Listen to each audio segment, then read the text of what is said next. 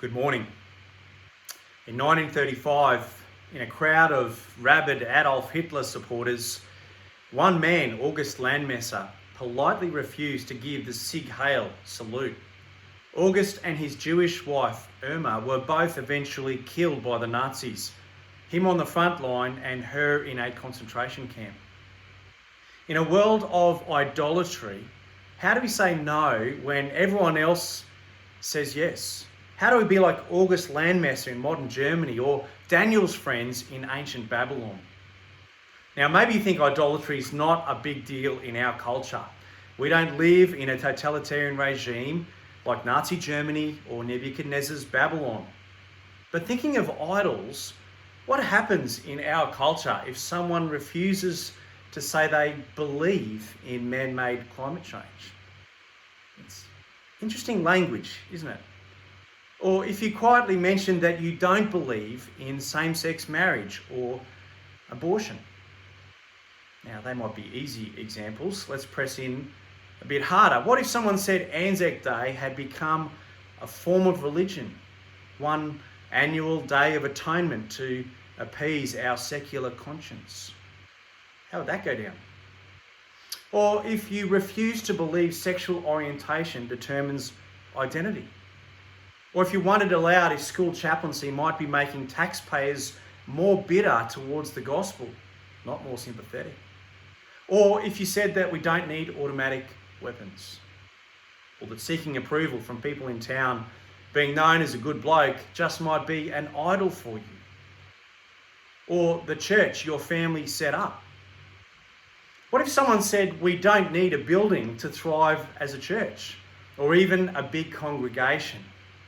Maybe that's an idol of mine. Or if someone said we don't need such large houses or so much food or so many vehicles, that we might actually have in our time and place more money, more freedom than we as Christians actually need. Or if we think about idolatry, as we slow down and reflect, we might just find we're smuggling in a few more trinkets in our saddlebags than we've been letting on. Idols are any things that we hold dearer to us than God himself. My wife could be my idol, or other women. Idols can be made from good or bad things that we make ultimate things to worship. And we make idols all the time that we don't even realise that we value more than God. John Calvin called the human heart a factory of idols. Here's a simple proven test if you're blind to your idols, or if you think you don't have any. Just think about what makes you angry. Because according to the only one who can deliver us from idols, when you mess with them, the idols get angry. Furious, in fact. In Daniel 3, we've got three men who politely refuse to worship a massive cultural idol. It's not false worship of the state in Nazi Germany, but false worship of the state back in Babylon, 6 centuries before Jesus Christ. At the heart of this episode today are three scenes: accusations, confrontation, and deliverance. But it's all bookended by worship. False worship to begin with in this chapter, true worship to end. Worship of a created thing, an idol to start with, but worship of the Creator, God himself, to finish. Verses 1 to 7 tell us that King Neb had set up this golden image, almost 30 metres high, 3 metres wide. Anyone who's anyone is called to its dedication, and then when the orchestra strikes up, everyone's got to fall down and worship this image that he'd set up. It's pretty impressive, and when the music plays, pretty seductive. Idolatry always is. No worship? No problem. You'll just be thrown into this blazing furnace. Back in chapter 2, it seemed Big Neb could be reasoned with, but now it's pretty clear what an explosive, volatile character he really is. Not surprisingly, the whole crowd does exactly what they're told. They all bow down to the idol King Neb had set up, and this includes, in verse 7, people of every language. And this reminds us of the Tower of Babel back in Genesis, when everyone got together, people of every language, for another massive building project. You see, it's no surprise that Babylon sounds like Babel. It's the same place, okay? Tower of Babel, statue at Babylon. People of every language. You see, when it comes to trying to take God's place, there's actually nothing new under the sun. So why is Neb doing this? He's doing it to strengthen his empire. In a multicultural, multilingual society, polytheism was the norm. It is the norm. Unless you were a Jew back then, you could have as many gods as you liked.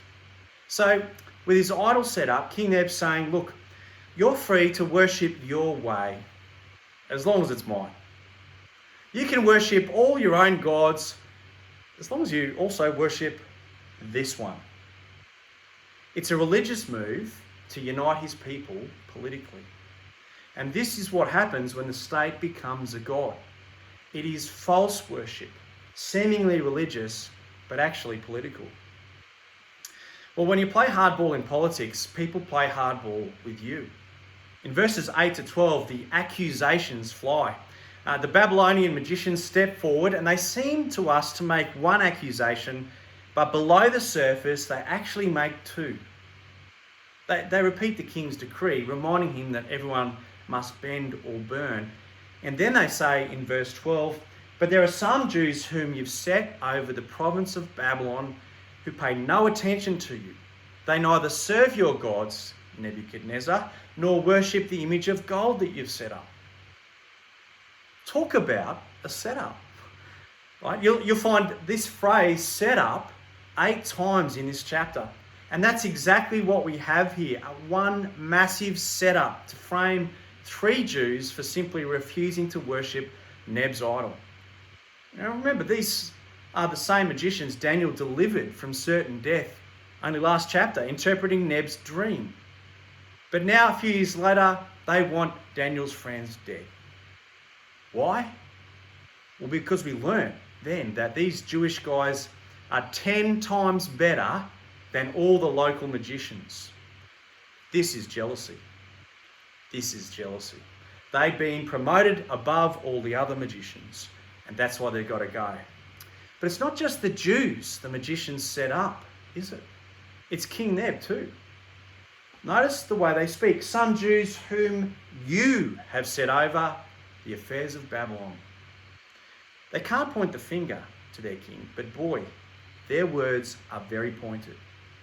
And so they manipulate King Neb with his own words. He's got no choice. Neb has been triangulated. The magicians use his own political appointments against him. One great big relational triangle. In verse 13, accusations turn to confrontation, and by now it's no wonder Neb's furious. He summons his 3 leading administrators. Is it true, he asks? Is it true? Now, he sounds pretty insecure, doesn't he, for the most powerful man in the world. It's like he breathes fire now. Either toast the king or toast yourselves. You notice threats only come from insecure people. Secure people make promises. Verse 15, if you don't worship the image, you'll be thrown immediately into the blazing furnace. And then what God will be able to rescue you from my hand? The gloves are off.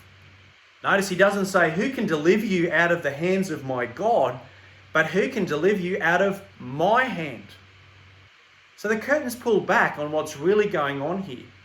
Not actually a physical idol of gold, but what it represents.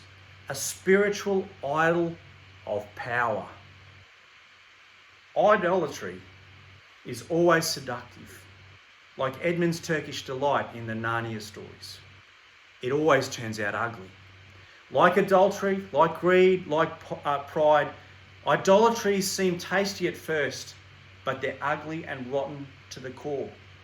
And now in his anger, King Neb no longer pretends. He strips back the whole setup. This is all about the worship of the self. It's really ugly, isn't it? Well, from verse 16, we finally get to hear from Shadrach, Meshach, and Abednego.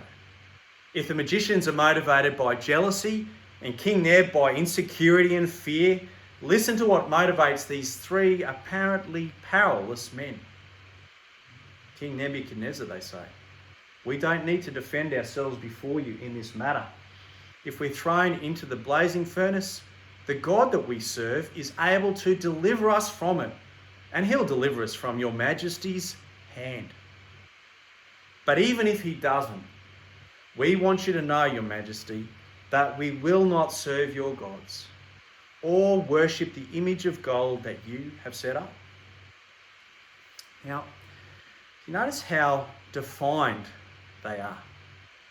In the crucible of intense pressure, they just calmly refuse to defend themselves. They know who they are, their limits, their convictions. They know who they really worship. Do we?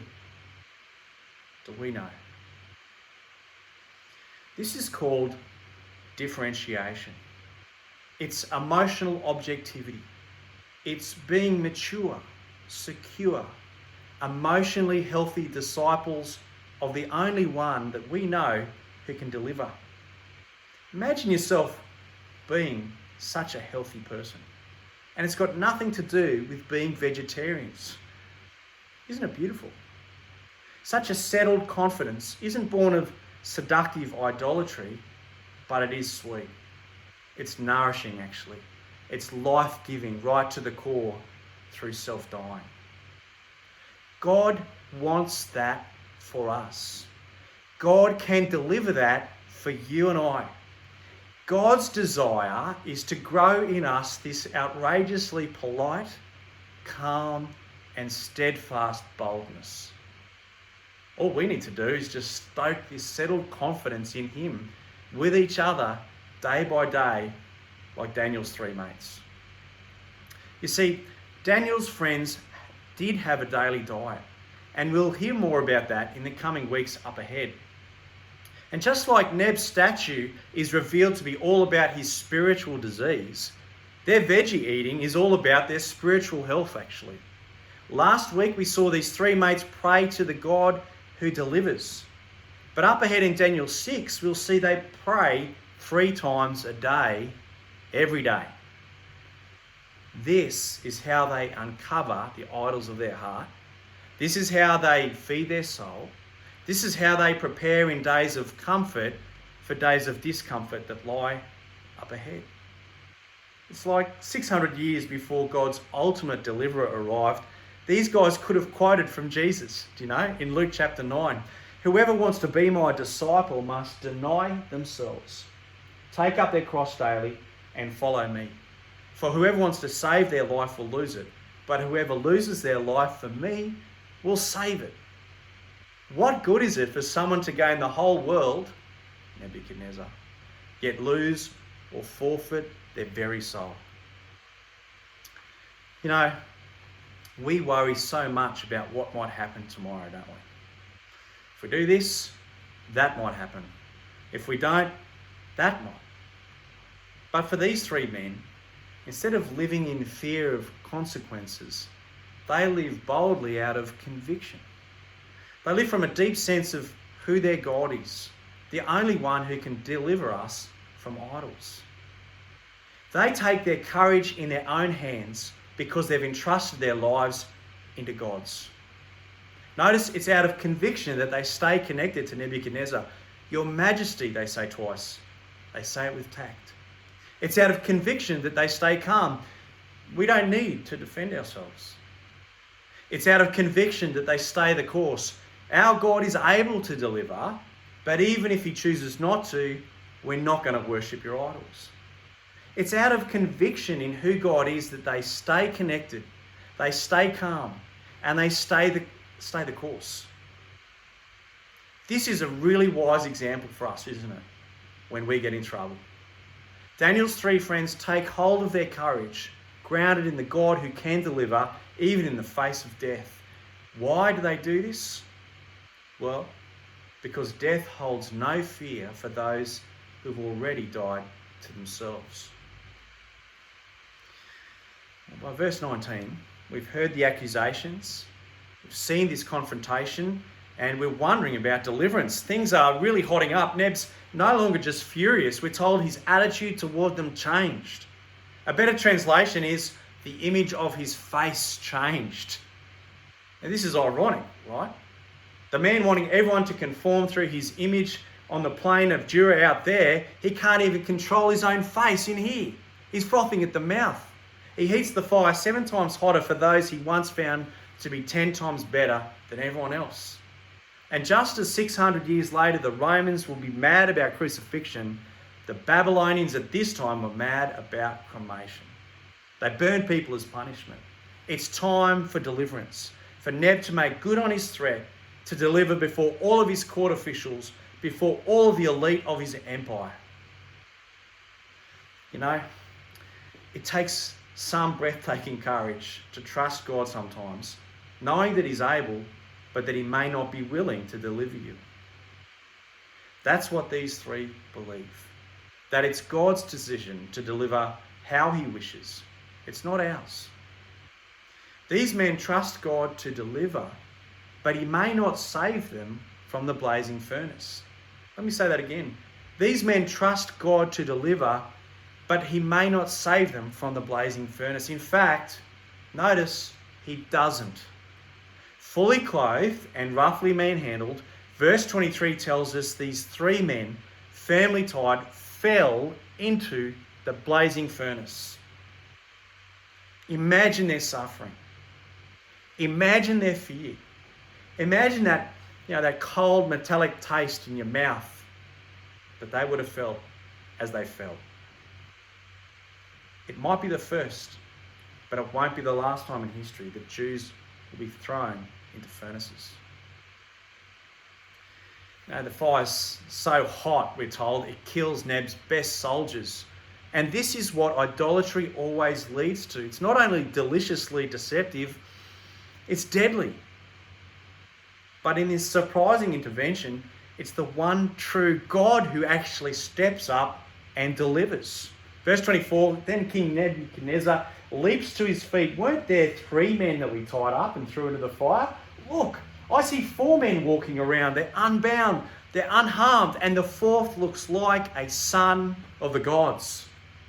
He approached the opening of the blazing furnace and he shouts, Shadrach, Meshach, and Abednego, servants of the Most High God, come out, come here. And so they come out of the fire. Everyone crowds around. And in verse 27, they see the fire hadn't harmed their bodies at all. There wasn't a hair of their heads singed. Their robes weren't scorched. There's no smell of burnage on them. And as we Christians read this, we're reminded of a greater king, aren't we? A king who 6 centuries later also approached the opening of a tomb.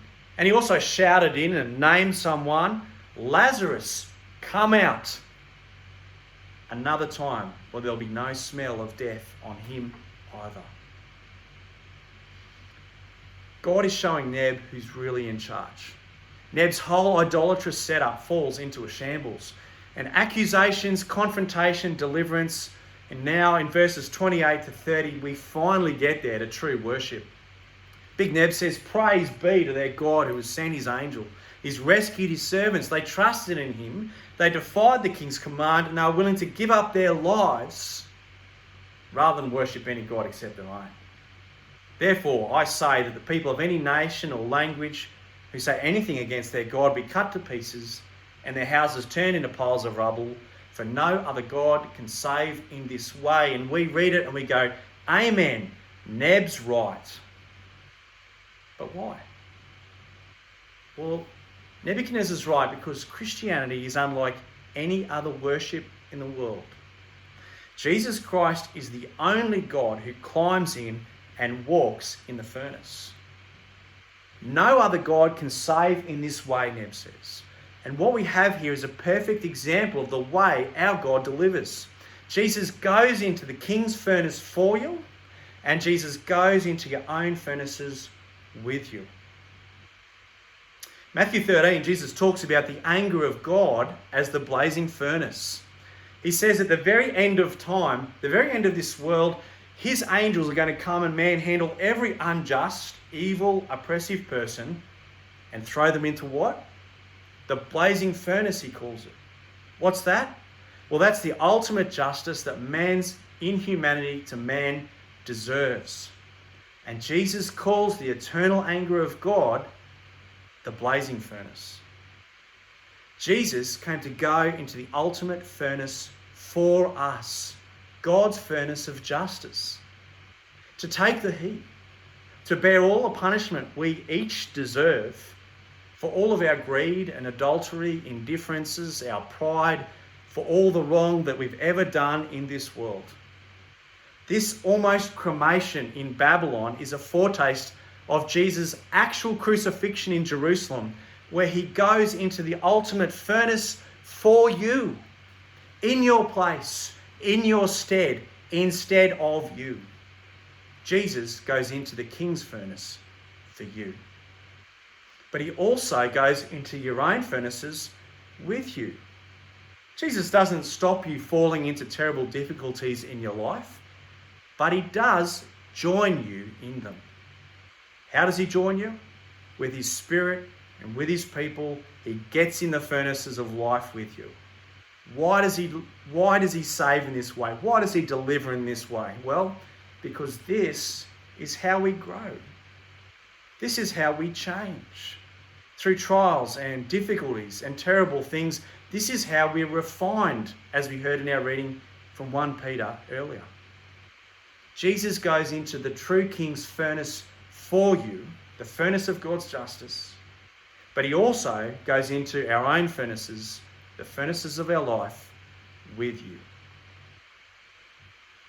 In the coming of Jesus, he puts an end to all our idolatries. He reverses our worship of created things. He is the one idol, the singular image to whom we now direct all our worship. In the New Testament, we discover Paul saying this: the Son is the image, notice the language, the Son is the image of the invisible God. He's the firstborn over all creation. All things in him were created, things in heaven and on earth, visible, invisible, thrones or powers, rulers, authorities. All things have been created through Jesus and for Jesus. You know, as the idols of our culture get angrier, we need not worry, even if one day we die at their hand. Even totalitarian governments like King Neb's, they look really strong and intimidating, but they're actually really weak. Why? They're brittle. As my son Matty taught me, metal can be hard but brittle. It can also be soft, strong and resilient. The difference is in how it's forged, how it's worked, in who was the blacksmith. King Neb's undone by 3 quiet individuals who just refused to bend at the waist. That's all. Their simple response in their own homes was all it took to trigger a showdown with the most powerful and insecure man in their world. And what did they say? In short, we just refuse to believe you're a God. Something so small, so tiny. In God's economy, something so potent as a little mustard seed of faith in the true God who ultimately, through Jesus, really delivers. Let's pray about this now. Jesus for us and Jesus with us in our own church family.